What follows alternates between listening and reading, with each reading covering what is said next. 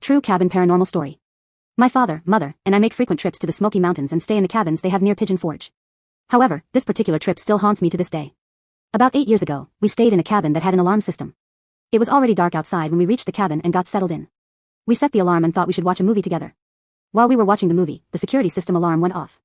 The alarm only was to go off if a door was opened. We checked the cabin top to bottom to find nothing out of the ordinary. The next morning we called the company that rented the cabin to us to have them to check out the alarm system. Someone came and checked out the system and said that he has been called out to our cabin multiple times within the past month with the same problem. Since it's only the first day at the cabin, I am already feeling a little creeped out.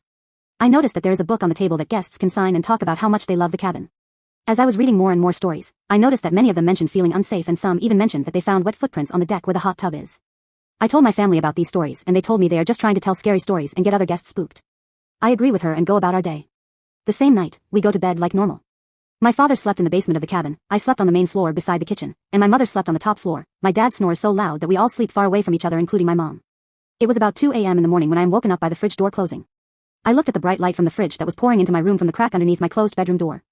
I noticed that the light would come and go as the fridge door seemed to continue to open and close.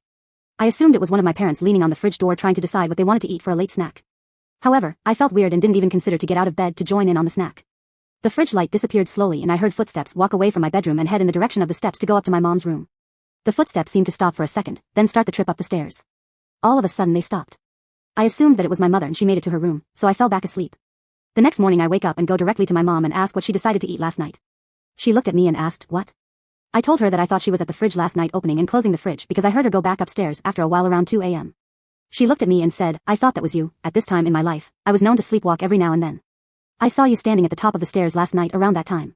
I assumed you were sleepwalking because you looked at me and went back downstairs. So at this point, I start to freak out and become sick to my stomach. The rest of the trip, I slept with my mother on the very top floor. I didn't experience anything else the rest of the trip and never went anywhere alone. A couple months go by after our trip when my dad tells me he was looking to rent another cabin for a trip, went to go look at the cabin that we rented the last time, and found out that the cabin had been closed and is no longer available to rent. Out of curiosity, he did some research to find out that many guests experienced something in that cabin. The complaints ranged from feeling unsafe, to people thinking someone was in the cabin that shouldn't have been, to people leaving before their vacation was over. I am not sure what my mother and I had experienced that night at the cabin, but I now know that we aren't the only ones that went through something similar.